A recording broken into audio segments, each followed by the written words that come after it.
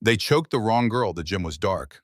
Not the kind of dark that comes from a burned-out bulb or a forgotten switch. This was the dark of a room that had been closed off deliberately. The kind of dark someone chooses.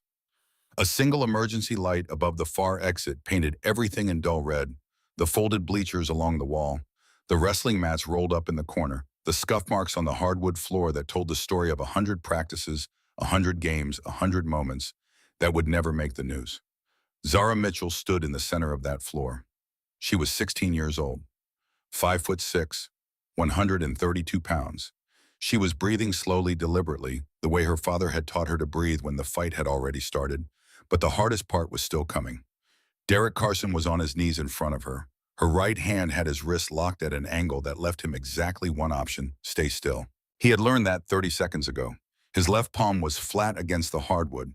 His face was pointed at the floor. Somewhere behind him, Rennick Shaw was not moving. Either he had stopped moving the moment his back met the base of the bleachers, and the sound that came out of him when he hit told everyone in the room that he would not be getting up quickly. Colby Fenn stood against the far wall with both hands raised. Nobody had asked him to raise them. He just did. Outside in the parking lot that nobody used after 5 o'clock, a siren was winding up. Not rushing, just present. The way authority sounds when it has already decided what it is going to find. Zara heard it. She did not move. Something slipped from the front pocket of her jacket, a piece of paper folded 4 times, worn soft at the creases from being opened and closed so many times the paper had started to separate along the folds. It fell without a sound and landed face down on the hardwood between her feet. She looked at it. She left it where it was. She looked at Derek Carson on his knees in front of her, and for a long moment the only sound in the room was his breathing and the distant siren and the silence that settles over a place when something that has been building for a very long time has finally stopped building. Then the lights came on in the hallway outside, visible under the gym doors as a thin, bright line, and a voice moved through the school intercom system, flat administrative, already moving on to the next item on its list. Attention, lockdown status has been lifted. All students and staff may resume normal movement. Normal movement. 26 days after Zara Mitchell first walked through the doors of Westbrook High, this was what normal looked like. 26 days earlier. Portland, Oregon sits in a valley between 2 mountain ranges, and in September the light there does something specific. It comes in sideways golden and slightly exhausted, like it has traveled a long way and is not entirely sure it arrived at the right place. The leaves on the maples along northeast Burnside had just started to turn. The coffee shops had switched to their autumn cups. Zara Mitchell did not notice any of that. She was focused on the box. Standard moving box, medium-sized, reinforced at the corners with extra tape because her mother Sandra had learned from experience that the corners always gave out first. The box contained from bottom to top a pair of Asics training shoes, size 8, worn down on the outer heel in a way that a biomechanics coach would recognize immediately. A set of resistance bands rolled and rubber banded together. 3 trophies. Youth Division Regional Competition. Seattle Athletic Association years, marked 2019, 2020, and 2022, that Zara had not looked at directly in 4 months. A hand-wrapped pair of boxing gloves, dark red, the wrist straps replaced twice the knuckle padding, compressed from years of real contact. And on top of everything carefully placed so it would not be crushed, a single piece of paper folded 4 times. Zara carried that box from the moving truck to the apartment on the 3rd floor without putting it down once. Sandra watched her from the truck, arms full of her own load, and said nothing. She had learned when to say nothing. Grief teaches you this if you let it, the difference between the silence that helps and the silence that wounds. Sandra Mitchell had become fluent in the first kind. She had no patience left for the second. The apartment was on the 3rd floor of a building on North Albina. The elevator worked on Tuesdays and Thursdays, which the landlord mentioned with a kind of pride that suggested he considered this an achievement. The carpet in the hallway was the shade of brown that announces people have tried to keep this clean and eventually stopped trying. The radiator in the main room knocked twice every hour, starting at 2 in the morning, with the mechanical persistence of something that knows you are trying to sleep. It was $412 a month cheaper than their apartment in Saddle. That number was the reason they were here. Sandra had done the math in a hospital waiting room on the back of a parking validation slip while Marcus was in his 3rd hour of a procedure that the doctor had described using words that sounded precise but meant underneath the precision that they were running out of road. She wrote down the numbers, added them, crossed them out, added them again. When Marcus came back to the room and looked at her face, he did not ask what she was doing. He already knew. "We'll figure it out," he said. He was wrong about the we, but he was right about the figuring out. Marcus Eldon Mitchell had been in the specific and unambiguous terms of the people who knew the sport a remarkable trainer. Not a famous one. Fame in combat sports flows toward the fighters, and Marcus had made his peace with that early. He had trained 3 fighters who went on to compete professionally. He had developed an approach to defensive positioning in Muay Thai that 2 coaches in the Pacific Northwest had quietly incorporated into their own curricula without crediting him, which he had also made his peace with, though that one took longer. What Marcus had that could not be copied was the ability to see a person. Not their body, not their technique, not their record. He could look at someone and find the exact shape of their hesitation, the precise location of their doubt. And then this was the part nobody could explain, including Marcus himself. He knew what to say to reach it. He started training Zara when she was 6 years old. Not because he wanted her to compete, because one afternoon she watched him work a heavy bag for 20 minutes without looking away. And when he finally stopped and looked back at her, she said, "Why do you breathe like that?" he explained. She listened the way children rarely listen completely without waiting for her turn to speak. "Can you show me?" He showed her. That was the beginning. By the time Zara was 12, she was training 4 days a week. Not because Marcus pushed her, because she asked. There is a quality of focus that certain people carry from birth, a capacity to enter a task so fully that the outside world simply stops registering as relevant, and Zara had it completely. She would drill a single movement 40, 50, 60 times, not with the grim determination of someone forcing themselves, but with the calm absorption of someone solving an interesting problem. Marcus trained her in jiu-jitsu first because he believed the ground was where most people made their fatal mistakes. They didn't understand it, didn't respect it, and panicked when they got there. Then Muay Thai for the geometry of striking the angles and timing that turn a body into something that does not need to be large to be effective. Then wrestling for the clinch, for the fundamental understanding that controlling where the fight happens matters more than almost anything else. She won her first tournament at 13. 3 more in the following 2 years. She did not tell people at school. Marcus never asked her why. He understood. There is a kind of excellence that certain people learn to carry quietly, not from false modesty, not from shame, but because they have understood earlier than most that the world tends to respond to visible capability by trying to neutralize it. You keep your advantages close. You let people make their assumptions. You do not correct them unless you have to. His last lesson to her was not a technique. It was a Tuesday morning in May, 4 months before the apartment on North Albina. They were in the garage he had converted into a training space, foam mats on the floor, a heavy bag hanging from a ceiling beam. He had reinforced himself a whiteboard covered in diagrams and corrections and instructions in his cramped, precise handwriting. Zara was drilling a defense sequence. Step angle control, the wrist create distance. She had drilled it 200 times. Marcus was watching. Then he started coughing, a cough that had been present for 3 months, politely ignored by everyone in the family because acknowledging it would mean acknowledging what it meant. This time he could not stop. He sat down on the edge of the mat. He held a cloth to his mouth. Zara stopped.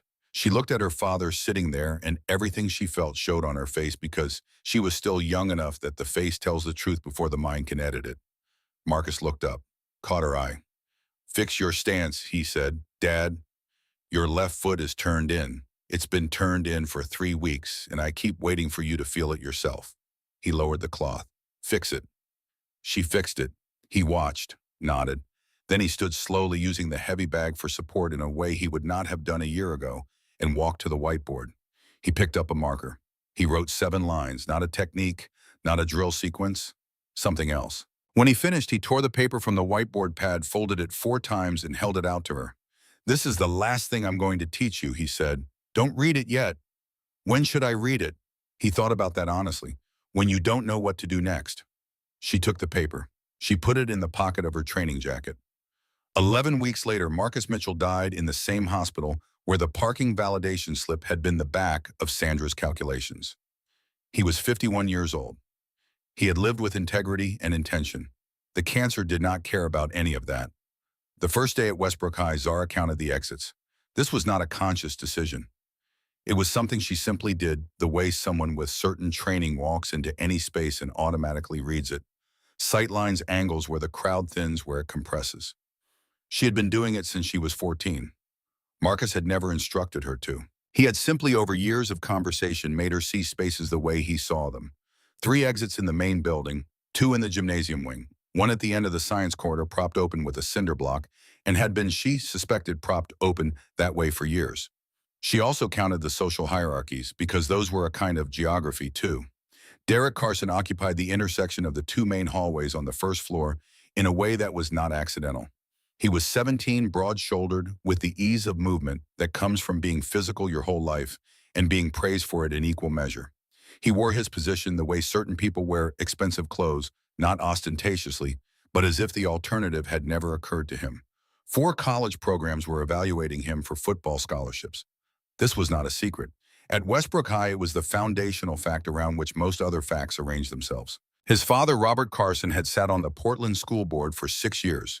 In those 6 years, he had secured 3 grants for the athletic department, overseen the construction of the new gymnasium wing, and cultivated a relationship with the administration that was, in the technical sense of the word, a transaction, one that everyone involved understood and nobody discussed openly. Kayla Rhodes orbited Derek with the practiced ease of someone who identified the gravitational center long ago and positioned herself accordingly. She was also 17, with 52,000 followers on her social media account, which she maintained with the discipline of someone running a small business, because that was exactly what she was doing. Every post was calculated. Every story was an investment. Her social currency was proximity to whatever was happening, and Derek Carson was at Westbrook High what was happening. Rennick Shaw was the one to watch. Not because he was the leader he wasn't, and he knew it, and the knowing made him compensate in ways that expressed themselves as sudden, disproportionate aggression. When Derek gestured at a target, Rennick moved first and hardest. He was 17 years old and had never, as far as Zara could determine in her first 3 days of observation, asked himself why he was doing what he was doing. Colby Fenn she did not fully understand yet. He laughed, he followed, he said the things the group expected him to say. But his timing was always slightly off a beat, laid a fraction too loud, the way a person sounds when they are performing rather than participating. She stored this observation and moved on. Zara said very little to anyone in the first week. She ate lunch in the corner of the cafeteria near the window. She answered questions in class with precision and brevity. She carried her books pressed close to her chest, not from defensiveness, but from economy of movement. She was aware of the space she occupied and careful not to waste any of it. By day 3, she had a nickname, Library Mouse. She heard it first from Rennick, delivered to the back of her head in the main hallway, with the cheerful cruelty of someone who has just found a new toy. She kept walking. Her stride did not change. Under the books, her right hand formed a fist, so controlled and precise that she could have thrown a full-force punch from it without adjusting her position by a centimeter. She kept walking. Sandra had said, "Baby, we cannot afford trouble. Not here. Not now." She meant it practically. The apartment, the jobs, the load-bearing architecture of their new life, held together by overtime shifts and exact math, in the absence of any complication that money would be required to fix. One suspension, one phone call from the right people in Robert Carson's direction. Any of those things could compromise Sandra's position at the diner. And the diner was this daytime money. Zara understood all of this. She kept her head down. She told herself it was strategy. The thing about Westbrook High, the thing that took Zara approximately 8 days to understand with full depth, was that the institution was not neutral. Most people, when they think about a school allowing bullying to continue, imagine neglect, an administration too busy, too indifferent to notice. They imagine a passive failure, a gap that bad behavior flows into because nothing is there to stop it. Westbrook High was something more specific and in some ways worse. It was a system that had made a calculation. The calculation was this: Derek Carson's success was worth more to the institution than the comfort, safety, and dignity of the students he chose to target. Not because anyone had written this in a policy document, but it was there in the structure, in the way complaints were received and gently redirected, in the way witnesses became uncertain about what they had seen, in the way the conversation always returned to what the complaining student might have done differently. Zara came to understand this in stages. The first stage arrived on day 8, a Thursday. The cafeteria at noon was loud in the way high school cafeterias are loud, not just in volume but in frequency. A wall of overlapping conversation that presses against you from every direction. Zara had her sandwich, her book, her corner table. She heard them before she saw them. Not because they were quiet, because she had learned by day 8 to recognize the acoustic signature of Derek Carson's group moving through a space, the way ambient noise shifted around them, the way water shifts around something dropped into it. Derek sat down beside her. Not across, beside. Close enough that she could smell his cologne, something expensive applied with the confidence of someone who has never questioned whether his choices were appropriate. He said nothing for a moment. The weight of his presence was designed to be felt. "Hey, new girl." She turned a page. Kayla Rhodes settled into the seat across from her with the grace of someone who enters spaces as if she belongs there. She studied Zara's jacket at the thrift store, one olive green, slightly too large in the shoulders, and let her expression do the work her mouth was about to do anyway. "Where'd you get that jacket?" No response. "I'm asking you a question." Rennick stood at the end of the table, Colby one step behind him. Kayla tilted her head with theatrical consideration. "A thrift store or—" She paused for effect. "A dumpster outside a thrift store." The laugh that followed rolled outward in waves, and by the time it reached its edges, even the people who hadn't heard the original joke were laughing at its shape. Zara set her book down and picked up her sandwich. Rennick reached out and took the book from the table. Not grabbed, took, with the casual certainty of someone who has decided an object belongs to them. "Oh, look," he turned it over in his hands. "She's reading about dragons. You think you're some kind of warrior princess?" He held it above his head. She reached for it. He raised it higher. Derek leaned in close. His voice dropped to something private just for her. "I bet you've never even been in a fight," he said. "I bet you'd cry if someone touched you." There are moments that arrive quietly and carry enormous weight. This was one of them. He had no idea. He had sitting 12 inches from her in a high school cafeteria, looked at Zara Mitchell, a girl who had trained in 3 disciplines for 10 years, who had stood across the mat from opponents who outweighed her by 30 pounds, and learned through 10,000 repetitions to remain calm while they came at her, and he had decided based on a jacket and a book in her silence that she was the weakest thing in the room. People who are wrong in this specific way tend to be wrong for a long time. They tend to be wrong right up until they aren't. Zara picked up the remains of her lunch and walked to the exit without looking back. Behind her, Rennick dropped her book on the table. Kayla was already on her phone screen, tilted at the angle people use when they are taking photos they don't want noticed. She found out about the photo that evening, a message from an account she didn't recognize, anonymous, no-profile picture with a screenshot attached. Kayla's story. Zara at the corner table, head slightly down. The caption read, "Charity Case of the Week, 43 reactions, 14 shares." Zara looked at the screen for a long time. Then she put the phone face down on the kitchen counter, finished making dinner, and had Sandra's plate ready when her mother came through the door at 8:15, still wearing the diner apron she forgot to take off, carrying the weight of the 2 jobs in the set of her shoulders. They ate together. The radiator knocked. The traffic on North Albina moved through the night outside. After dinner, Zara washed the dishes and dried them and put them away exactly. Then she sat at the kitchen table with a notebook and wrote in precise small handwriting every detail of the day. The time, the location, what was said, who was present, who was watching. She did not know yet exactly why she was writing it down. She only knew that Marcus had once told her document everything. Not because you'll use it tomorrow. Because the truth has a way of being contested later, and contested truth requires evidence. Marcus Mitchell had been a black man in America for 51 years. He understood this about the truth deeply and without bitterness. She closed the notebook. She did not read the paper in her jacket pocket. Not yet. Day 15 arrived without announcement. A Tuesday afternoon, the tail end of October's first cold week. The science corridor was quiet at 4:30. The lab rooms on the right had their lights off. The lab room on the left, second from the end, had its light on because Zara had stayed late to finish a report she wanted done before the weekend. She was packing her bag when she heard the door. She finished putting her notebook away, zipped the bag, then turned. Derek Carson stood in the doorway. Rennick Shaw was behind his right shoulder.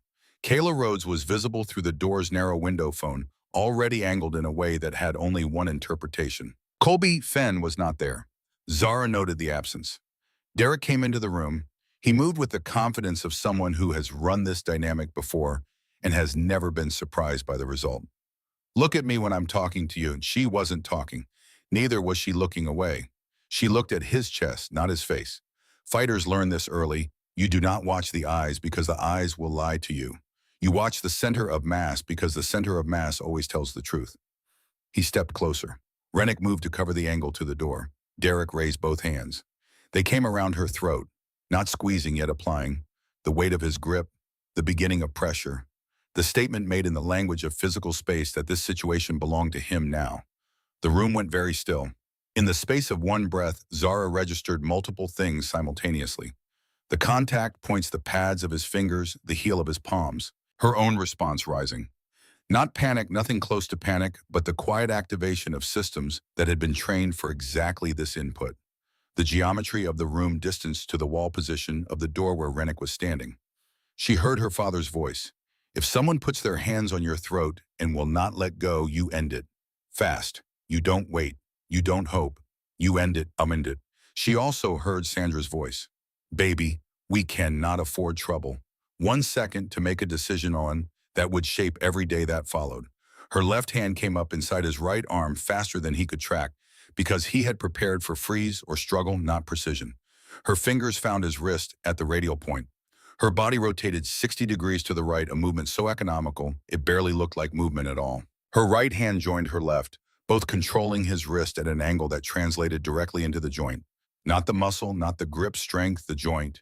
And she applied torque in the direction the joint was not designed to travel. Derek Carson's hands left her throat instantly. Not because he decided to let go, because his body, which is smarter than his ego, made that decision for him. He stumbled back 2 steps. Pain flashed across his face sharp, surprised the expression of someone who has just discovered a fact about the world that nobody had told him. Rennick did not move. He had seen something happen faster than he could process, and his body was waiting for his brain to finish explaining it. Zara looked at Derek. Her breathing had not changed. Don't, she said, just that. She picked up her bag. She walked to the door. Rennick stepped aside not by choice, but because something in the way she moved communicated that stepping aside was the correct decision. She walked out of the science corridor without looking back. Behind her, silence. The specific silence of a room where the expected thing did not happen. The following morning, Principal Garner's administrative assistant, a woman named Priscilla, who had worked at Westbrook High for 22 years and communicated primarily through the quality of her silences, informed Zara that the principal would like to see her before first period. Garner was 54. He had the look of a man who had at some earlier point in his career believed in what he was doing and had since made a series of small accommodations that brought him to a different place without his fully noticing the journey. He was not unkind. He was not a villain. He was something more ordinary, and in some ways harder to reckon with, a man who had learned to frame his compromises as pragmatism. He offered Zara a seat with practiced warmth. He expressed in measured and carefully selected words that he was aware there had been some friction in the student community and that he wanted to address it proactively. Then he slid a piece of paper across the desk. Standard form, 2 paragraphs, a signature TMI at the bottom. It described a commitment by the undersigned student to maintain a constructive and non-confrontational presence in the school environment, and to refrain from behaviors that could be perceived as creating a hostile atmosphere for fellow students. Zara read it twice. She read the word perceived. She looked up at Garner. He met her eyes with the expression of a man who believes he is being reasonable. I'd also like to note, he said, that whatever incidents may have occurred, we have a responsibility to ensure that all students feel safe here, including students with significant opportunities ahead of them. Opportunities that reflect well on the school and on the community. He did not say Derek Carson's name. He did not have to. There was another man in the room standing near the window. Expensive casual clothes, the particular ease of someone who has never been the person in this kind of meeting who had to worry about the outcome. Garner did not introduce him. Zara picked up the pen. She signed the form. She stood. Mr. Garner? Yes. Thank you for your time. She walked out. In the hallway, she kept her face neutral and her pace even. She went to her locker. She stood there for a moment, looking at the books without seeing them. Somewhere in the quiet center of herself, something shifted. Not anger. Not yet. Something colder than anger. Clarity. The system was not going to help her. She had signed a form promising not to be a problem, while the problem that had put its hands on her throat walked free, protected by his father's position, in the administration's quiet calculation that his future was worth more than her safety. She understood this now with the completeness of something fully seen. She went to class. She took notes. She answered questions. That afternoon, sitting on the number 14 bus going north on Williams Avenue, watching the maple trees on the side streets letting go of their leaves in the gray October light, she took out her notebook. She wrote at the top of a new page day 15. Then she wrote down everything, every detail, every word, Every name. She wrote precisely and without emotion the way Marcus had taught her to analyze a match. Not what you felt, but what happened in the order it happened, with enough detail that another person reading it could reconstruct the event exactly. Marcus Mitchell had been a man who documented, who understood that in any system where power protects itself, the only weapon available to people without power is precision. Not anger, not volume, precision. She had learned this from him. Outside the window, Portland moved past in the sideways October light, and Zara Mitchell sat with her notebook on her lap and her father's folded paper in her jacket pocket, and the quiet, settling certainty that whatever came next, she was going to be the one who decided how it ended. Day 16 began the way most days begin, when something has fundamentally changed, but the world has not yet caught up with the change. The sun came through the kitchen window at the same angle. The radiator knocked at 2 in the morning. Sandra left for the diner at 6:15, moving quietly through the apartment, careful not to wake Zara, unaware that Zara had been awake since 4:30. Zara lay on her back in the dark and looked at the ceiling and thought about the form she had signed. She thought about the word perceived. She thought about what it means when an institution uses that specific word in that specific context. Then she got up, made 2 cups of coffee, drank one standing at the kitchen counter, left the other on the table for Sandra, and got ready for school. She was on the number 14 bus by 7:05, notebook in her bag, the folded paper still in her jacket pocket, still unread. She had carried it for 4 months. She had taken it out 3 times and unfolded it to the first crease and folded it back without reading further. She was still waiting for the moment Marcus had described. The messages started at 7:22. The first one, "You go, girl." The second at 7:28 saw the video. That boy deserved it. By the time Zara got off the bus at 7:45, 11 messages from people she did not know. She stood on the sidewalk outside Westbrook High and opened her phone and looked at Kayla Rhodes' social media account. The clip was still there, not a story, a post. 2 minutes and 14 seconds. Shot through the science lab door's narrow window, the angle slightly low and off-center. The audio was muffled, but the sequence of events was entirely clear. Derek's hands going up the contact, the motion that followed his stumble, back the 2 steps he took before his face settled into an expression he had not worn when he entered the room. And Zara's voice barely audible but present. "Don't, just that." Kayla had posted it at 11:17 the previous night with a caption that read, "New girl thinks she's tough. Watch what happens." The caption had made a specific promise about the content that the content did not keep, because what the video showed was not what the caption advertised. What it showed was the opposite. The comment section had 511 comments. Zara scrolled through the first 30.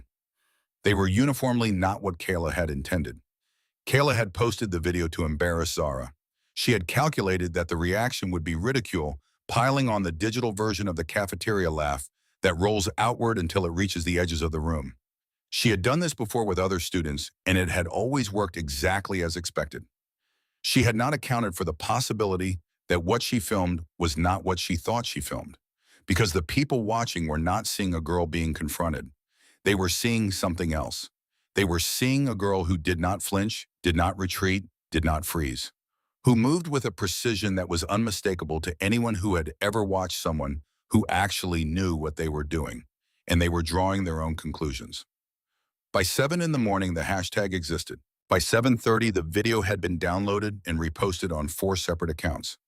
Zara closed the app. She stood on the sidewalk and felt with sharp clarity that this development was not good news. 12,000 people knowing her name and her face was not an asset. It was exposure. And exposure meant Robert Carson had a reason to act, and Robert Carson acting meant Sandra's name coming up in a conversation it had no business being in. She walked into school. She kept her head exactly as low as she always kept it. It did not help. The hallways had already reorganized themselves around a new fact, and that fact was Zara, and the attention following her now had a different quality than the attention that had followed Library Mouse. Kayla passed her between first and second period and said nothing. She looked at Zara with the expression of someone who has made a mistake and is still in the process of understanding how large it was. Derek Carson was absent from second period. Rennick Shaw was present but quiet in the way of someone whose certainty has been shaken and has not yet found a replacement for it. Colby Fenn looked at Zara once in the hallway, then looked at the floor and kept walking. By noon, Garner's assistant, Priscilla, had appeared in Zara's third period classroom doorway with a folded note requesting Zara's presence in the principal's office at the start of lunch. Garner was waiting. The same man was near the window, same expensive casual clothes, same deliberate positioning designed to look relaxed. Garner explained that there had been a video, that the video was concerning, that it appeared to show a physical incident, that Westbrook High took such incidents extremely seriously. Zara said, "I agree." Garner paused. He had not expected that precise word. "I'd like to file a formal complaint," she said, "about the student who initiated physical contact." The man near the window continued to look at the parking lot. Garner explained carefully and at length that any formal process would involve interviews with multiple parties, would take time, would potentially create a difficult situation for everyone, and that perhaps the best outcome for all concerned was a mutual understanding going forward. Zara listened to all of this. Then she said, "Thank you for your time." She stood, picked up her bag, and walked out.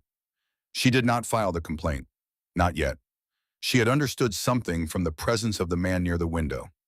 Filing a complaint through the school's process meant filing a complaint with the defendant. You do not hand your evidence to the person who benefits from destroying it. She was beginning to understand the shape of the problem. 2 days later, she understood its depth. Day 18. The library at Westbrook High was on the second floor, accessible through a stairwell that most students used as a shortcut and most teachers used for conversations they did not want overheard. The library itself showed years of systematic defunding in ways visible if you knew where to look. Shelving units showing the ghosts of books, not replaced computers running unsupported operating systems, a single librarian named Mrs. Okafor, who managed all of it with calm professionalism that suggested she had made peace with conditions that were not her fault. Zara was at a table near the window, notebook open, when someone sat down across from her. He was small for 15. The kind of small made smaller by something beyond genetics, by time spent waiting for something to stop, by the learned habit of making yourself compact in spaces where compactness is survival. He had a backpack too large for him and a cast on his left leg, old enough to show several weeks of wear. He moved carefully when he sat, the way people move when they have learned that certain positions produce pain. His name, she would learn in a moment, was Eli Marsh. He put a folded piece of paper on the table between them. She looked at it, looked at him. "I heard what happened in the science lab," he said. His voice was quiet but not timid. "There is a difference between someone who speaks softly from fear and someone who speaks softly because the words matter more than the volume. I wanted to talk to you." She waited. "I have to tell you something about Derek Carson, and I have to tell you I can't be a public witness. My family signed something. I'm not asking for anything. I just think you should know the shape of what you're dealing with," he told her. 6 months ago, in the hallway outside the gymnasium wing, during a passing period when the density of students was high enough that nobody could be certain of what they had seen, Derek Carson had shoved Eli Marsh into the wall. Not pushed, not bumped, shoved with both hands. With intention. Eli knew this because there had been a half-second before it, where Derek looked at him with the expression of someone making a decision and then made it. Eli had fallen into the stairwell door. The door's lower edge caught his left ankle at an angle that resulted in a fracture of the lateral malleolus, the small, bony prominence on the outside of the ankle that, when broken, makes walking not only painful, but geometrically uncertain for months. 6 months of physical therapy. His family had hired an attorney. There had been letters, then a meeting, then a document. The document provided a scholarship supplement covering 1 semester of community college tuition. In exchange, the Marsh family would not pursue further action and would not make public statements. Derek Carson had received no disciplinary action, not a note in his file, not a single detention, nothing. Zara looked at the folded piece of paper on the table between them. "My phone number," Eli said. "You don't have to use it. I've been watching what happens to people at this school who try to go through the normal channels. I watched it happen to my family. I think you're smart enough to figure out the normal channels aren't going to work here." He paused. "I didn't want you walking into that blind." She picked up the paper and put it in her notebook. "Thank you," she said. He nodded. He picked up his backpack, carefully adjusting it in the practiced way of someone who has learned exactly how to carry weight without aggravating a specific injury. He left. Zara sat in the quiet library and thought about Eli Marsh's family signing a document, about the careful, neutral language of a settlement agreement, the way legal paper can transform an act of violence into a shared understanding, a matter concluded. She thought about what that does to the person who signs it. She thought about Robert Carson sitting on the school board for 6 years, about the athletic department grants, about the gymnasium wing. She opened her notebook to a new page and wrote everything Eli had told her in the order he told it with every detail she could recall. She wrote for 11 minutes without stopping. Then she went to her next class. Between day 19 and day 22, Zara Mitchell did something that nobody at Westbrook High expected from a girl who had been there less than 3 weeks. She began to build a case. Not loudly, not publicly. With the same systematic attention she brought to any technical problem, identify what the situation actually is, strip away emotion and assumption, then assemble the evidence required to address it. She did not announce what she was doing. She and Eli Marsh began carefully to identify the other students who had been affected. There were 4 of them, not counting Eli. Each a different incident, a different method, a different level of visible harm. One boy whose phone had been destroyed and who was told these things happen, and he should keep better track of his belongings. One girl who had reported harassment and been informed that a mutual conversation would be more productive than a formal complaint. 2 others whose situations had been handled in the way Westbrook High handled things, quietly with care for everyone's feelings, with outcomes that somehow always left Derek Carson's schedule and record intact. None of them were willing to come forward publicly. Zara did not ask them to. She understood why. She had signed a form with the word perceived in it. She knew exactly what it meant to be told by a system that was supposed to protect you that the price of protection was your silence. She documented each account with the same precise attention she gave to everything. Dates, descriptions, or corroborating details where they existed. By day 22, she had a notebook that told a story. Not through any single dramatic piece of evidence, but through the accumulated weight of what 17 pages of precise handwriting described a pattern sustained over at least 2 years, enabled and protected by an institution that had made a decision about whose safety it was in the business of prioritizing. Then Kayla Rhodes found her in the bathroom. The women's restroom on the 2nd floor maintained throughout the school year a temperature roughly 4 degrees colder than the hallway outside because the window did not close properly. Zara had washed her hands and was drying them when she looked up at the mirror. Kayla Rhodes, without the phone. Without Rennick and Colby positioned in the hallway like punctuation. Without the expression she wore in every space where she might be observed. Just Kayla, in a bathroom with a broken window. Zara turned around and leaned against the sink and waited. Kayla stood near the door. She looked for the first time since Zara had observed her genuinely uncertain. Not performed uncertainty, actual uncertainty, the kind that lives in the small muscles around the eyes and does not respond to instructions. I wanted to talk to you, not about the video. I posted it to make you look stupid. I know how it came across. She paused. I'm not here about that. Silence. Why aren't you scared? Kayla said. The question came out differently than the words before it, not managed, not constructed, just present. Zara looked at her. I don't mean of Derek specifically. I mean all of it, of what happens if you keep going.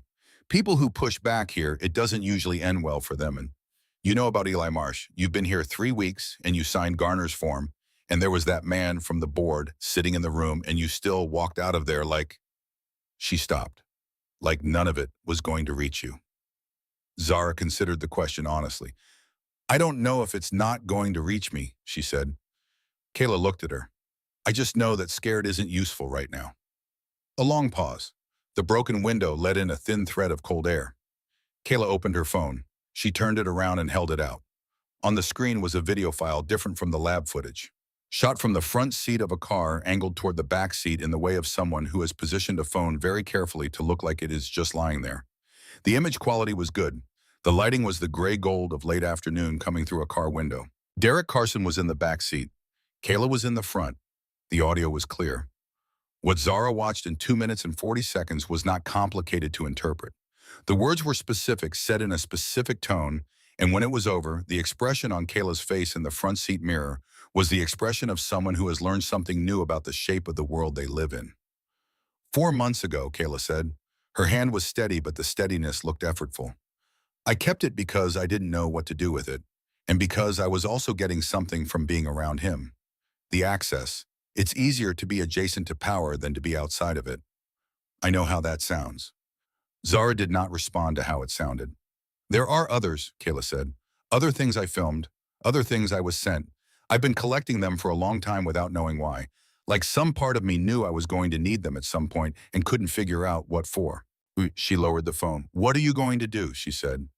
Zara looked at the phone, at the video still cycling back to the beginning. She thought of 7 lines in her father's handwriting that she had not yet read. She thought of something Marcus had said over dinner once, the particular conversation you have with a parent when you're old enough to hear the real version. When the people with the power decide you don't matter, the worst thing you can do is ask them to reconsider. You find someone outside the room, someone who still controls something they care about. Keep those files somewhere safe, Zara said. Back them up somewhere they can't be deleted. Kayla looked at her for a moment. Then she nodded. She moved to the door. She stopped with her hand on the handle. I'm sorry, she said, about the post, and about before that. All of it. She left. Zara stood in the cold bathroom for a moment. Then she took out her notebook and wrote for 6 minutes. Day 23 arrived with the quality of a day that feels in its opening hours like a turning point. Zara had organized everything, the notebook, the cross-referenced accounts, Eli's information carefully attributed. She had not yet included Kayla's videos. She was not going to deploy a resource before she understood exactly what deploying it would cost. What she had was already substantial. 17 pages of small, neat handwriting describing a pattern sustained over at least 2 years, enabled by an institution that had made a decision about whose future it prioritized. She had been thinking about where to take it. The school administration was compromised. The normal channels ran through compromised people. But there was a channel above the administration. The Portland School District Board of Education held oversight authority over individual school administrations. It had a formal complaint process. Zara gathered her materials. She made a second copy of everything and put it in a separate bag. She was going to take this to the school board. She told Eli that evening by text. She kept the message short. She said she had documentation and was moving forward. He responded in less than a minute. 3 words, wait. Call me. She called. His voice on the phone was careful in a way that told her, before he said the actual words, that what he was about to say was going to change the shape of the next few moments significantly. I looked it up this afternoon, he said. The Portland School District Board of Education. I wanted to see who was on it, current membership. She waited. Robert Carson, Eli said. Derek's father. He's not just on yet, Zara. He's the chair. He's been the chair for 2 years. The kitchen was very quiet. The window above the sink held the dark outside it. The television in the next room was playing something with a laugh track. Sandra was on the couch in the position she occupied when she was trying to rest before the night shift. Not sleeping. Just horizontal, eyes closed, conserving. Zara stood with the phone against her ear and looked at the window and said nothing for a long time. Eli did not fill the silence. She had built a case. A real one, careful and documented. She had identified a channel above the compromise administration had prepared to use. It had allowed herself for approximately 88 hours to feel something that functioned like forward momentum. And the channel she had identified ran directly to the father of the person she was building the case against. Okay, she said, just that. Thank you for checking. She hung up. She put the phone in her pocket. She stood at the window for a while without moving. Day 24. Sandra came home from the diner at 3:15 in the afternoon, which was unusual. Her afternoon shift ran until 5. Zara was at the kitchen table with her notebook when she heard the door and looked up and saw her brother's face. Sandra Mitchell did not show things easily. She had developed over a life that had included more difficulty than ease, a face she wore in public the way a professional wears certain clothes chosen controlled appropriate to the circumstances. The face she wore at the diner. The face she wore at the office building where she cleaned. The face she wore in the apartment, softer but still managed. The face she wore when she came through the door at 3:15 was none of those. She sat down at the kitchen table, put her purse on the floor, looked at her hands. Zara closed her notebook. She waited. Glenn Pruitt came and talked to me today, Sandra said. Glenn Pruitt owned the diner. He maintained warmth and goodwill with people whose decisions could affect his business and did not invest meaningfully beyond that perimeter. He was not unkind. He was not particularly kind either. He called me into the back, Sandra said. Very polite, very friendly the way Glenn is. He said he'd been talking to some people who cared about the school district and about the community. He said there was some concern that situations at Westbrook were getting complicated. She paused. He said he hoped things would settle down. For everyone's sake. He said a settled situation was better for the school, better for the neighborhood, better for businesses that depend on community goodwill. He said he hoped I understood. She said it all very evenly, the way someone repeats something they have been turning over in their head the entire drive home. Then she put her face in her hands. She did not make a sound. Her shoulders moved slightly. That was the only visible evidence of what was happening inside the careful architecture of Sandra Mitchell's composure. Zara sat across the table and did not move. She watched her mother and felt something that was not anger and not grief and not fear. But all three simultaneously, and beneath all three, something quieter, the understanding of what it meant to have someone else paying for a cost she had incurred. Sandra lowered her hands after a moment. Her face was composed again. Mostly. "Baby," she said, "I need you to hear me." Zara heard her. "I am so tired." Her voice was steady. "Barely. I have been tired since before your father died and more tired since, and I have been doing it because that's what you do. That's what I know how to do. But I need to tell you," she placed one hand flat on the table between them, "I am not strong enough right now to fight a battle on two fronts. I need the diner. I need Glenn Pruitt to keep scheduling me. And if someone has talked to Glenn Pruitt about our family," she looked at Zara directly, "I can't absorb that, not right now." The sentence sat on the table between them. Zara looked at her mother's hand flat on the table, at the specific tiredness in her face that was not just today's tiredness, but the accumulated weight of months of two-job days and grief and careful math and keeping the architecture standing through pure force of will. "I hear you," she said. Sandra looked at her for a long moment. Then she nodded. She picked up her purse. She stood. "I'm going to lie down for an hour before the night shift." She went to her room. The apartment was quiet except for the traffic outside and the refrigerator and the silence that exists after someone has said something true and difficult. Zara sat at the table for a while. Then she got up and went to the closet in her room where the moving box lived. She took the lid off. She looked at the trophies without taking them out, at the training shoes, at the resistance bands. She reached in and took out the boxing gloves. She held them. They were heavier than people expected. Red leather worn soft at the edges, the wrist straps replaced twice because Marcus had insisted on the wraps being done correctly. The knuckle padding compressed in the way of equipment that has been used for real, not demonstration, not light sparring, but the kind of work where equipment absorbs contact day after day and eventually shows you exactly how much it has been asked to carry. She sat on the floor of her room with the gloves in her lap. She thought about her father.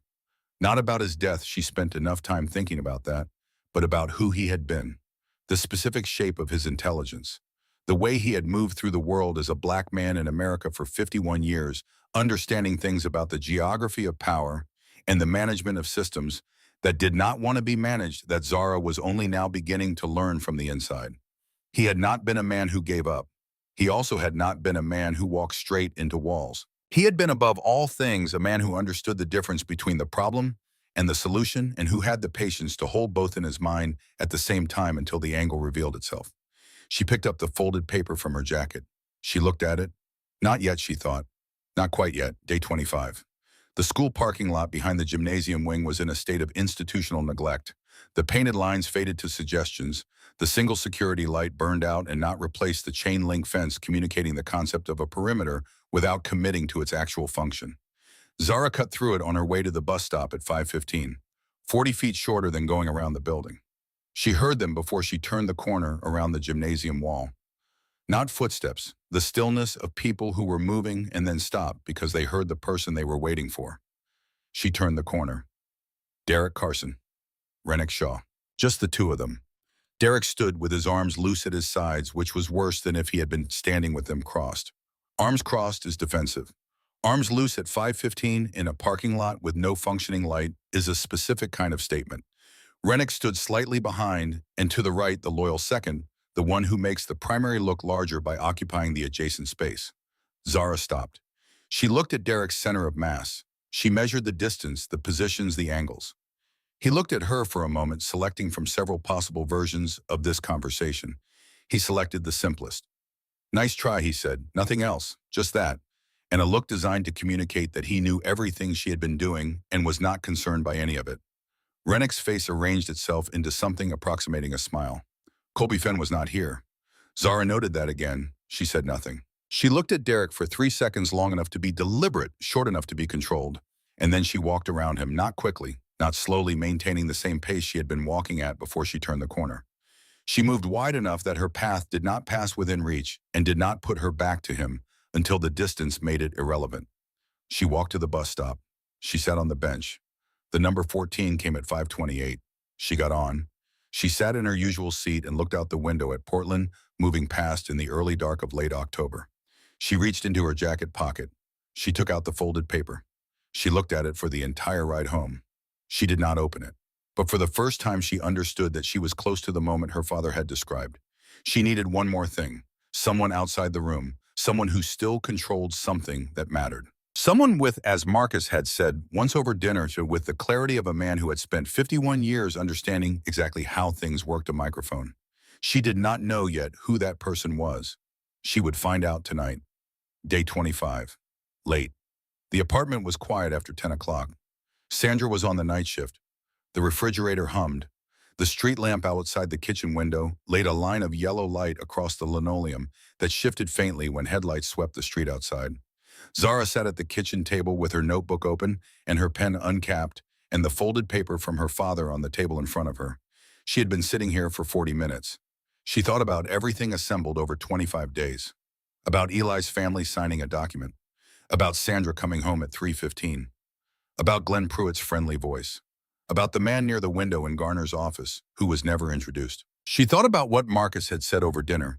When they shut the door on, "You don't knock louder. Find the window. Make sure it faces something that matters." She looked at the folded paper. She picked it up. She opened it. Marcus Mitchell's handwriting was cramped and precise, the handwriting of a man who thought carefully before committing words to paper. The ink was blue. The paper had gone soft at the creases from months of being folded and unfolded without being read. The writing was still entirely clear. 7 lines. She read all 7. She read them again. She sat with them. Then she picked up her phone. She searched for something specific. It took 4 minutes and 6 different searches because what she was looking for was not prominent, the kind of thing that exists in the minor registers of the internet, where people who have been doing something quietly for a long time are visible only if you know how to look. His name was Harlan Voss, 62 years old. He had worked for the same newspaper the Portland neighborhood weekly called the East Side Register. For 31 years, the Register had a print circulation of approximately 4,000 and a website last updated in its visual design sometime around 2014. His byline appeared most weeks on stories about zoning decisions, school board budget allocations, and the kind of local political maneuvering that affects daily lives without ever achieving the scale required to attract attention from anyone with a larger platform. But Zara was not looking for scale. She was looking at his archive, 31 years of stories. And within that archive, at irregular intervals, sometimes with gaps of 2 or 3 years between them, a specific category of story with a particular quality. Stories about institutional protection of the wrong people, about school districts that mishandled complaints, about community organizations that covered misconduct in the name of preserving reputation, about the recurring mechanism by which systems designed to serve people end up serving themselves instead. The stories were not inflammatory. They did not editorialize beyond what the facts supported. They were precise and well-sourced and written in the tone of a person who had seen this shape of thing many times, had long ago stopped being surprised by it, and had also long ago decided that the correct response to not being surprised was not to stop paying attention. 3 of the stories had resulted in formal investigations. 2 of those investigations had resulted in policy changes. One, from 2009, had resulted in the resignation of an assistant superintendent. Harlan Voss did not have a large platform. He had something more durable, a record. Zara looked at his contact information. An email address and a phone number with a Portland area code. She looked at the time. 11:40. She called. It rang 4 times. Then the line opened and a man's voice said without preamble or particular warmth, "Voss." She had prepared for voicemail. She had not prepared for him to actually answer at 11:40 on a Tuesday. "My name is Zara Mitchell," she said. "I'm a student at Westbrook High. I've been documenting a pattern of behavior that the school administration has actively protected, and I think I have something that is worth your time." A pause. "How old are you?" he said. 16. Another pause. Longer. "How long have you been documenting?" 25 days. She heard him exhale through his nose, not dismissive, more the sound of someone recalibrating an expectation. "What kind of documentation?" "Written accounts dated and cross-referenced. 5 separate students beyond my own situation.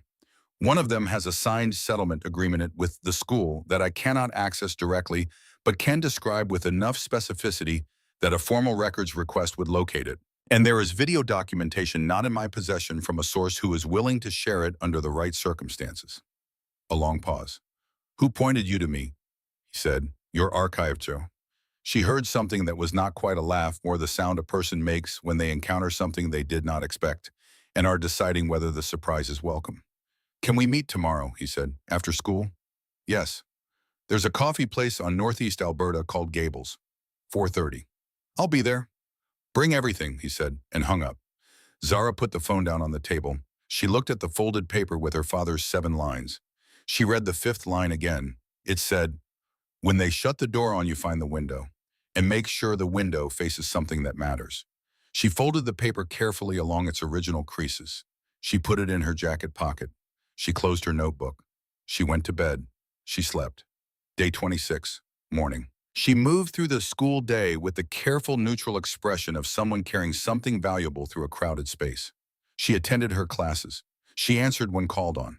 She ate lunch at her corner table with her book open, and her awareness extended outward the way it always was, tracking the room without appearing to track it. Derek Carson was present and restored to his usual configuration, the ease, the volume, the gravitational certainty of someone who has been told through channels that require no explicit communication that the situation has been managed. He passed her twice in the hallways without looking at her directly, not the acknowledgement of the parking lot encounter.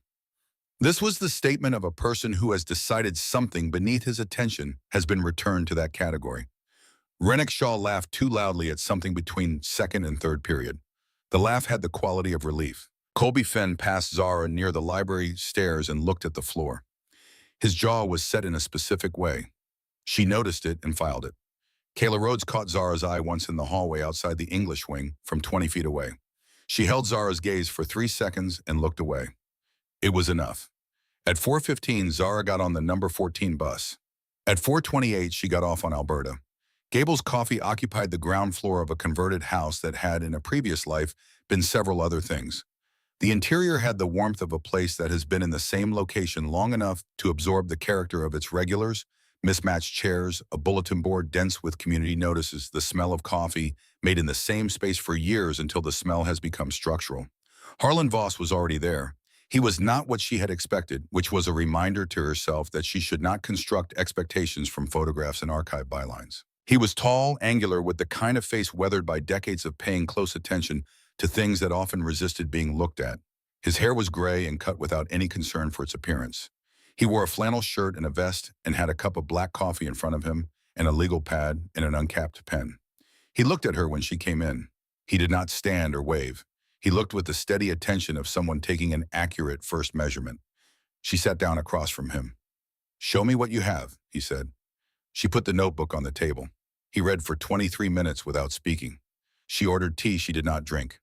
The afternoon light came through the front windows at the low angle of late October and laid itself across the table between them. When he finished, he did not immediately speak. He looked at the notebook for a moment longer, as though reading something in its surface that was not the text. Then he looked up. "The settlement agreement," he said. "The Marsh family. If I submit a formal records request to the district, is there any reason to believe the document would have been destroyed?" "No," Zara said. "Destroying it creates more liability than keeping it." He looked at her. "My father was a trainer," she said. "He spent a lot of time around people who understood institutional liability." Voss made a note on the legal pad. "The video source. Is that source willing to meet with me?" "Yes, under certain conditions." "What conditions?" "That the decision about when and how the video is used remains with her until the moment it becomes part of a formal record." He made another note. "Her name, when she decides to tell you." He looked at her again. Something moved across his face, not quite respect, because respect is a conclusion, and he was still gathering evidence, but something moving in that direction. He said, "I want to be honest with you about what I can and cannot do. I write for a paper that 4,000 people read on a good week. I cannot promise this becomes a major story. I cannot promise it reaches beyond the community it reaches. What I can promise is that if what you've given me holds up, and I'm going to verify every line of it, I will write it accurately and completely. I have in 31 years written 3 stories like this one that resulted in formal investigations." He said it without pride, as a fact offered so she could make an informed decision. "I know," she said. "I read them." He made another note. Then he put the pen down. "How did you know to document from the beginning?" he said. "My father," she said. He nodded. He did not ask more than that. They talked for another 40 minutes. She gave him dates, names, the specific language of the form she had signed. She described the man near the window in Garner's office, and Voss wrote for several seconds afterward, which told her he had an idea about the name. At 6:10, she stood to leave. Mitchell, one more question. She waited. You're 16 years old and you've been carrying this by yourself for 25 days while attending a school where the people you were documenting could see you every day. What made you think you could? Zara thought about it. Not the reflexive version of the answer, but the real one. I wasn't sure I could, she said. I just decided that was not the relevant question. She walked out into the October evening. The text from Eli came at 8:47 that night. He had sent 3 question marks first, then Colby texted me by mistake. Think he meant Tyler. It says Derek told Tyler this ends Friday. Jim. No cameras, Friday maintenance. You okay? She read it standing in the kitchen. She read it twice. She thought about Colby Fenn, about the way he stood at the far exit during every confrontation always closest to the door, about the jaw set in a specific way she had noticed near the library stairs. He had made a mistake. She was not going to waste it. She put the phone down. She stood at the window and thought about the word ends. Derek meant it as a threat. The final statement of a person who has decided the problem can be solved through a sufficient application of the thing that has always solved his problems before. She thought about what Friday in the gym actually was structurally, a space with no active cameras. 3 of them, Derek, Rennick, and almost certainly Colby, who would be there because not being there would be its own statement, and Colby was not yet brave enough for that. A space she knew the dimensions of, exits she had counted on day 1. She could avoid the gym on Friday. She sat with that option for a while. She thought about Eli Marsh going to physical therapy for 6 months, about his family signing a document, about the 4 other students whose situations had been quietly resolved in the direction that Robert Carson's continued chairmanship required, about Sandra coming home at 3:15. She thought about what avoiding the gym on Friday would mean, not just for Friday, for the Friday after that and the one after that. Derek Carson had been operating at Westbrook High for 2 years with the confident knowledge that consequences did not apply to him. That knowledge did not expire on its own. She picked up her phone. She called Harlan Voss. He answered on the second ring. There is going to be an incident on Friday afternoon at the school gymnasium, she said. I am going to be present for it. I think you should be there too outside the building. There is a window on the north side of the gym that looks in at floor level. If you are at that window at 4:30 with your phone, I believe you will document something that, combined with what I've given you, constitutes a complete record. A pause. Are you walking into something deliberately? He said. I'm walking into something that is going to happen whether I walk into it or not, she said. I am choosing the conditions. Another pause longer. I'll be there, he said. She hung up. She texted Eli, tell Kayla, just her. 4:30 Friday, gym. She sat at the table. She took out the folded paper.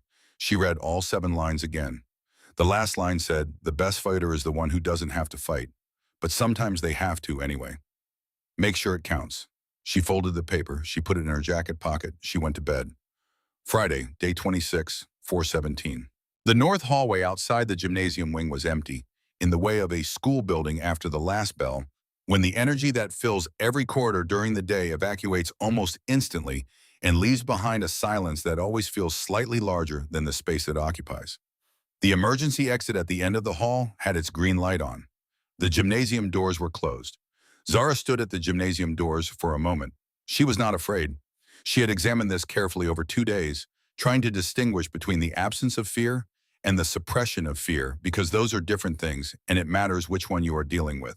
What she found when she examined it honestly was that the fear was present, but it was in its correct location, not in her chest, not in her hands, not in the muscles of her shoulders. It was in the part of her mind that processes risk accurately, where it was being used for its correct purpose, to sharpen her attention and keep her honest about what she was walking into. She pushed the door open and went in. The gymnasium was lit by emergency lighting, only the same dull red as the exit sign above the far door, the same light that existed in her memory from the flash-forward she had been living toward for 26 days without fully knowing it. Derek was in the center of the floor. Rennick was to his right, closer to the bleachers.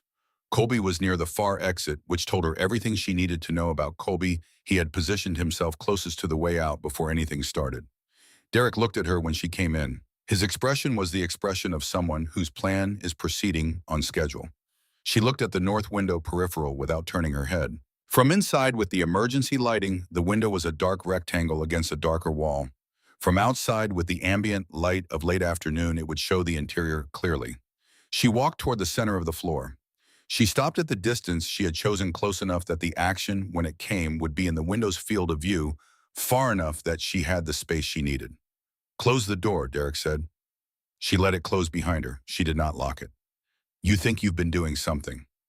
He was walking toward her slowly with the ease of someone who has never in this specific kind of situation encountered a reason to hurry. "The notebook, the people you've been talking to, the old man you met on Alberta." He watched her face when he said that, looking for the thing that would tell him he had rattled her. "My father's people are everywhere in this city, Mitchell. You know that, right? You've been doing all of this and you've been completely visible the entire time." She stood still. "The thing is," he said, "none of it matters. None of it goes anywhere. You know what, Uncle?" He was 10 feet away. He had crossed the distance with the calm of someone who has never in this specific dynamic encountered a reason to be less than calm. Because nobody who counts is going to print it. Nobody who counts is going to read it. And you are going to be gone from this school. Your mom is going to be gone from that diner before any of it becomes a problem for anyone who matters. He was 6 feet away. She looked at his center of mass. Read the angle of his shoulders, the distribution of his weight, the quality of his forward lean. He moved. Not the grab he had used in the science lab. He had thought about what had not worked before and adapted. He came in lower, reaching for her jacket, trying to control the clinch. It was she registered with the observational part of her mind that remains present even in motion, a reasonable adaptation. He had adjusted. It was not enough. She sidestepped left, not the direction he expected, because most people expect a right side evasion from a right-handed opponent. Her left hand came down on his extended arm at the elbow point. Her right hand found his wrist. She continued her rotation, using his forward momentum as a contributor rather than an obstacle, and the combination of his speed and her angle and the specific leverage point she had chosen put him on the floor in a movement that happened so fast that Rennick, watching from 8 feet away, could not have described it accurately afterward. Derek hit the mat face first. She had his right arm locked at the shoulder joint, her knee at the base of his spine, her weight distributed in the way Marcus had drilled into her so many thousands of times that her body did it without any conscious instruction. She could feel through the joint exactly where the threshold was, how much more pressure would be required to move from control to damage. She did not apply it. Rennick came. She had seen him begin to move in her peripheral vision during the takedown, had anticipated it, had chosen her finishing position with his angle in mind. She released Derek's arm, came off the ground, and her front kick caught Rennick in the sternum as he closed the distance. The sound was flat and solid. He went back into the base of the bleachers and stayed there. The room was still. Colby Fenn was at the far exit. His hand was on the door handle. He had not moved and was not going to move. Derek was pushing himself up off the mat, slowly. His right shoulder was working correctly. She had not damaged it, but the specific indignity of the floor was taking a moment to process. He got to his knees. He stayed there, breathing. Zara stood in the center of the gymnasium floor. She looked at him on his knees and felt none of the things she had anticipated. Not satisfaction, which she had been prepared to distrust in herself. Not relief, which would have been premature. She felt instead a stillness, the quiet that exists on the far side of something that has been building for a longer time and has finally finished. Derek looked up at her. His face was different. She had cataloged Derek Carson's face in many configurations over 26 days. The casual cruelty of the cafeteria, the deliberate intimidation of the science corridor, the managed confidence of the parking lot, all of them filed and stored. This was none of those. This was the face underneath those faces, the one that existed when there was nothing left to perform for and no one left to perform to. He was 17 years old. He was on his knees on a gymnasium floor. And something was breaking up in him. She could see it happening, could see the moment when the weight pressing down from the inside became greater than the structure holding it in place. "My dad hits harder than you." She did not move. He said it again, quieter, as if he had not intended to say it the first time and was still not sure he intended to say it the second. "Every time we lose a game. Every single time." His voice had gone past the register where shaking happens into the lower, flatter place where truth lives when it has nowhere else to go. "I've been doing everything he says my whole life. About what I'm supposed to be. About what the scholarship means. About—" He stopped, his jaw set. Then it released. "I don't even know if I want to play anymore." He did not finish any of the sentences. He did not need to. Zara stood in the dull red light of the gymnasium and looked at Derek Carson on his knees and felt moving through the stillness inside her something she had not expected, the plain and uncomplicated recognition that the person in front of her was also carrying something he did not choose and did not know how to set down. This was not forgiveness, not absolution. What he had done to Eli Marsh to the others, to her, none of that became smaller. The documentation in her notebook did not change. The form with the word perceived in it did not change. Sandra coming home at 3:15 did not change. But she could hold all of that and also see this. Marcus Mitchell had spent 51 years understanding that damage travels. That it moves through families and institutions and systems, the way water moves through cracks. Finding the path of least resistance, taking the shape of whatever contains it, emerging somewhere downstream, looking different from where it started. She sat down on the floor, not near him, not close enough to be misread, but down on the floor, cross-legged in the space where the distance between them could breathe. She did not say anything. She did not offer comfort or absolution or the kind of performed empathy that asks something in return for itself. She just sat on the floor of the gymnasium and let him exist in front of her as a full person and not a problem that needed to be solved. After a while, Derek Carson looked at the floor. Then he put his hands on his knees and stayed there. Behind Zara, quietly, the gymnasium door opened. Kayla Rhodes came in. She had been outside the door for some time. Zara understood this without turning around. She had come when Zara texted her through Eli. She had listened through the door to the shape of what was happening inside and made her own decision about when to enter. She was holding her phone, not hiding it, holding it plainly the way a person holds something when they want it to be seen. She said to Zara, "Can I post this?" Derek looked up. He looked at Kayla. Something passed between them, not the social transaction that had constituted their relationship for 2 years, but something more direct and more honest than that had ever been. Kayla said quieter to him, "The real version, all of it." A long moment. Derek looked at the floor. He nodded once, slowly. Zara reached into her jacket pocket.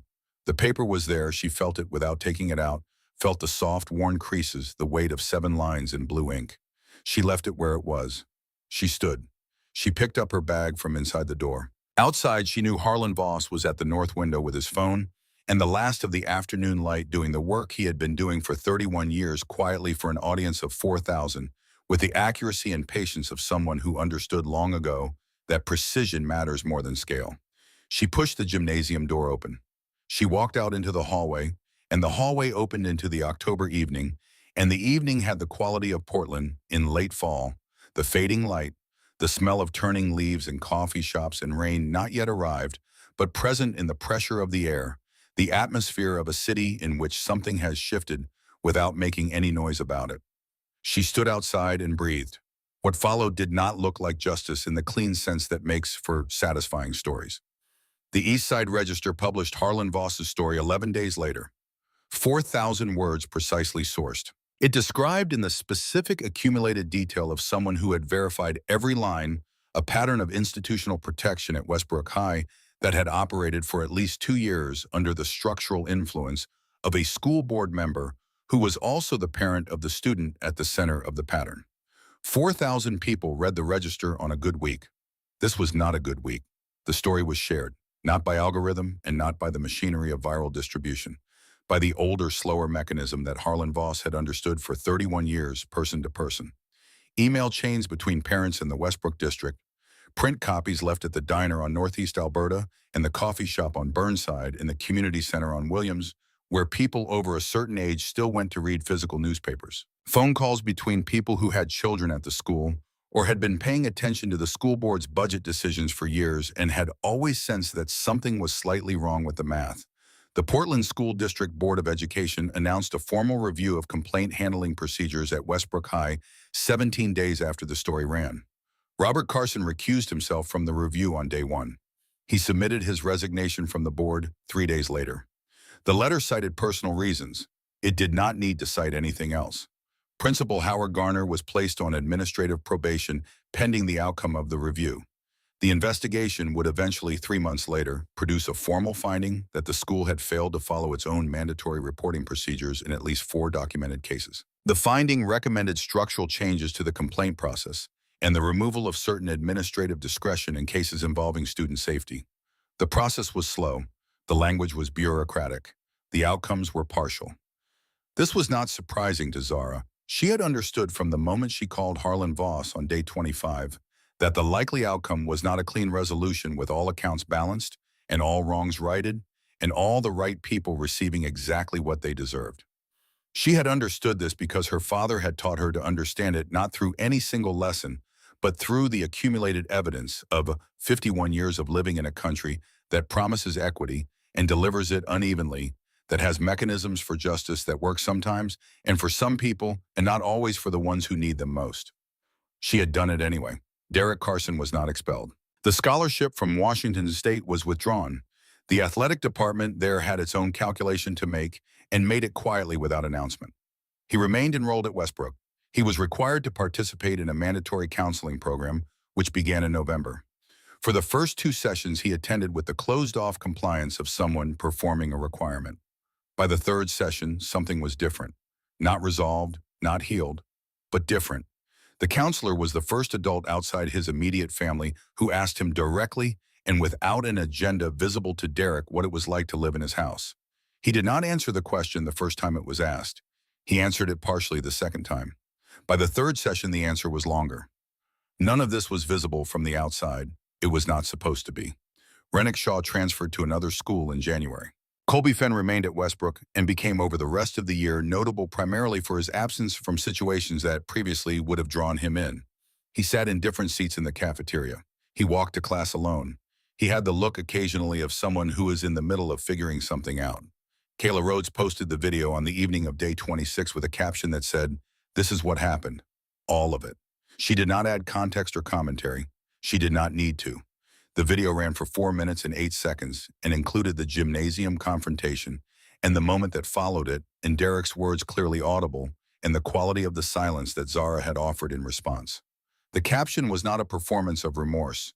It was a person who had collected evidence for months without knowing why, and then found out why and acted on it. On the morning the Register story printed, Sandra Mitchell was halfway through her shift at the diner when Mrs. Abelson from the far booth left a copy of the Eastside Register on the counter instead of her usual tip. Sandra almost set it aside. She almost kept moving the way she kept moving through everything with the forward lean of someone who has learned that stopping is a luxury she cannot often afford. She stopped. She read it standing at the counter during the 12 minutes between the breakfast rush and the first lunch orders with a coffee pot still warm in her hand that she had forgotten she was holding. She read all 4,000 words. She read her daughter's name, which appeared 3 times. She read the word documented, which appeared 7 times. She read the description of 17 pages of precise handwriting, and she thought about the notebook she had seen open on the kitchen table on mornings she came home from the night shift and thought Zara had simply forgotten to put away. She had not forgotten to put it away. Sandra set the coffee pot down on the counter. She folded the newspaper along its original crease. She held it for a moment. Then she did something she had not allowed herself in a very long time. She put her right hand flat against her chest over the place where the grief lived, and the pride lived, and the exhaustion lived, and the things that did not have names lived, and she stood there for 3 seconds in the middle of the diner with the folded newspaper in her left hand and her right hand on her chest. No one was watching. She did not need anyone to watch. She put the newspaper in her apron pocket. She picked up the coffee pot. She went back to work. Glenn Pruitt called 5 days later. He said he hoped there were no hard feelings. Sandra thanked him for his call and went back to her shift. She did not lose her job. She also did not pretend the call had been anything other than what it was. She and Zara talked about it that evening over dinner directly and without softening in the way they had begun to talk about things since Sandra sat down at the kitchen table and said she did not have the strength for 2 fronts. They were learning both of them a different way of being with each other, less protection, more precision. It was uncomfortable in the way that true things are sometimes uncomfortable when you are still getting used to saying them. The Self-Defense Club met for the first time on a Thursday afternoon in late November in the auxiliary gym, smaller than the main gymnasium, smelling of floor wax and the dusty warmth of a room recently reopened. Zara had requested the space through the standard process. The new interim administration, operating under the careful scrutiny of an ongoing district review, approved it with a speed that earlier in the semester would have been unimaginable. She had not advertised it widely. She had mentioned it to Eli. She had mentioned it to 3 students she had spoken with during the months of building documentation. Word had moved the way word moves among people who have been paying attention and waiting for something. 9 people came. Eli Marsh came first, as she had known he would. He walked through the door with his cast recently removed and his gait still slightly compensated on the left side, and he sat down in the front of the small semicircle of folding chairs she had arranged. He waited with the attention of someone who has been waiting for this specific thing for a while without quite knowing what it was. The other 8 came in ones and twos. Some she recognized. Some she was meeting for the first time, which meant the word had traveled further than she had tracked. She stood in front of them. She was 16 years old. She had been in this city for 26 days when the thing in the gymnasium happened. She had been here for 63 days now. She had learned things in those 63 days that she suspected would take years to fully understand. Before she said anything, she turned to the wall behind her. She had brought a piece of paper, standard 8.5 by 11. On it, in her own handwriting, she had transcribed the 7 lines from her father's folded note. Below the 7 lines, she had added one more.